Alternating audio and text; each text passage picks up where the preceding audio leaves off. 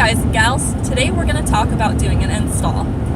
Roy asked me to first touch on some topics concerning the communication with the customer.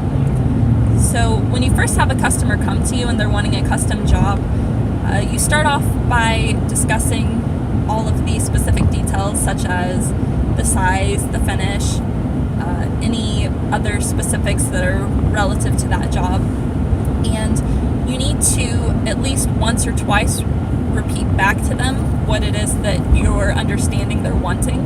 So in our case, when we sell something on Etsy, normally they message us first, and then we have several messages going back and forth to make sure we fully understand what they want, and then we confirm all of those details in the custom listing that they get to review and then purchase from. So in the case of custom jobs, depending on how expensive the job is, you can do something like 50% up front and then 50% upon completion. Some customers do like doing that.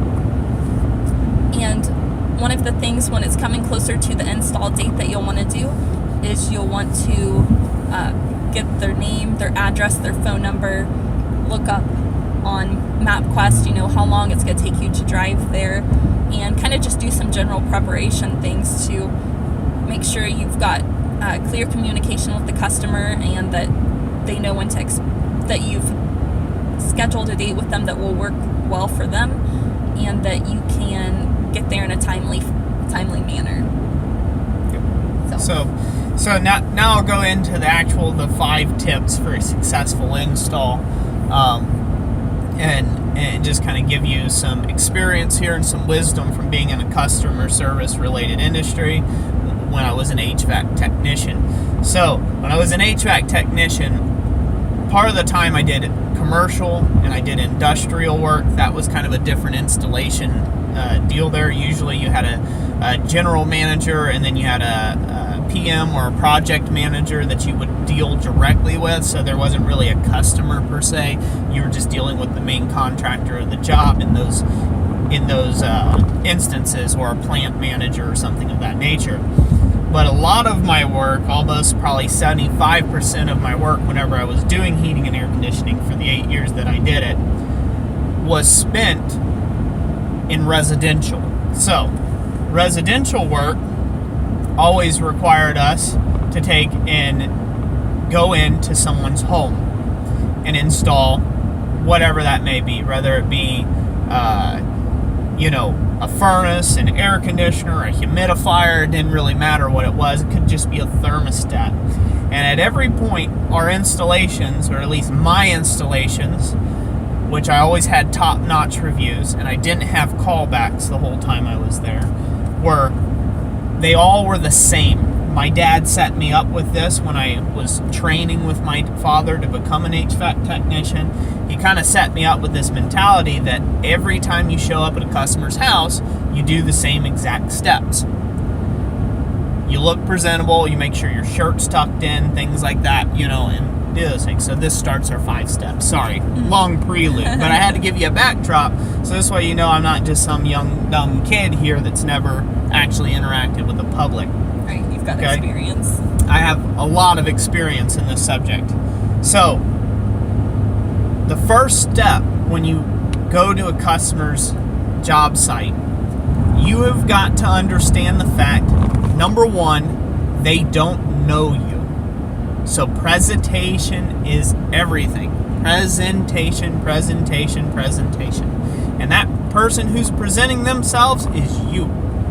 Whether it be your vehicle you're driving to their house, it be your clothing, your hairstyle, your bad breath, your scummy teeth, the way you talk, if you're the type of guy you like to drop a bunch of F-bombs all the time, you might want to dry that up when you go to someone's house, because they don't know you, okay? And so when you walk up to the door, there's a lot of anticipation, there's a lot of animosity both ways, because you don't know what they're going to be like, and they don't know what you are going to be like. They've never met you face to face. So when you walk up to the door, you look presentable. That's step 1. Step 2, always back away from the door, and if there's steps, step down one step. This puts you at a lower and more humble plane. And what this does is this eases the customer's thoughts about you. You don't come off like you're pushy or shovey, like you're trying to get in their door. It's a natural thing. It's a human response. If someone's right here when you open the door, it's a fight or flight response, and it makes them uneasy about you right off the get-go. It's just psychological. You know, you can be the nicest guy in the world, but if you're right here in my face, I'm probably going to have problems with you. You know, and so back off their front door, step down one step if you can, get to a lower plane. Let them invite you in. Don't approach unless they offer first that, you know, oh, come in, you know, been expecting. Yeah. Always greet them with warmth of a smile and a good handshake, you know. And so that's step 2. That crucial step is making them feel like you're going to respect their home when you go in. Okay? Step 3, you respect their home by, if they need, you ask, do I need to take my shoes off? Which a better option, so you're not revealing your stinky feet, is to take and wear shoe covers, shoe booties. They don't cost that much, you know. You slip them on, you can reuse them a lot of times if, you know, it's been clean and dry weather, you don't have muddy feet or something like that. But you slip on shoe covers.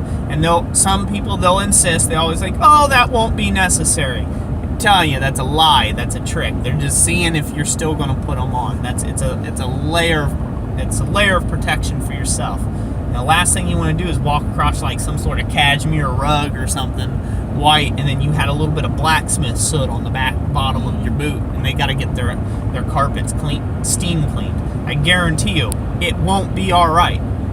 So you put on shoe covers. You say, no, that's all right. I feel a lot more comfortable. I don't know where my shoes have been. I'm going to put on my shoe covers. Okay? And when you put on your shoe covers and you show them that, you've instantly shown respect. You've instantly shown respect for their home and for their personal space. And when you do that, it brings everybody a lot more comfortable. Fourth trick. That's what we're on now, right? I think so. Yeah. We're on the 4th tip, hopefully. The 4th tip, if you're following along here, okay? Excuse me. The 4th tip that I want to take and go over is, so now you've made your presentation. You showed up clean, washed, shaven, the whole bit. You made the first greeting a pleasant one. You showed them that you were going to have respect for their home. The 4th tip to a good installation is you want to get on a first name basis with your customer. You want to take and get that communication going. Kind of ask them how they've been. You know, see what they've been up to. You know, talk about the weather. Make small talk, chit chat while you're laying out drop cloths and while you're getting ready to install your work. Be polite. Be sociable. Now, for somebody who's an introvert, I'm an extrovert. But when I started HVAC, I was an introvert. I wouldn't even look at you. I was so nervous. I'd look at my boots and things like that. My dad crushed me on that. I won't get into a long story. Anyways, the point is, okay, you have to come out of your shell and be a polite and pleasant person and get to know them. Once again, this makes them feel even more comfortable. Okay? Because eventually what's going to end up happening, if you install enough, there's going to be a problem. And how well you did those first 4 things will dictate how nice that person is when there's a problem. When something doesn't quite line up right, or maybe they weren't happy quite with the finish, maybe there needs to be a redo on something, you know, something like that, they're going to be a lot more cordial with you. And so that brings me to my fifth step to a good installation. If there is a problem, and this is addressing the problem side of things, if there's something that doesn't line up, do not let them see you sweat. It is still up to you, and it is your job to make that customer or that client feel comfortable in their home. So if you're worried, they're going to be worried. Don't say, oh, shoot, oh, dang, oh, man, how am I going to fix that?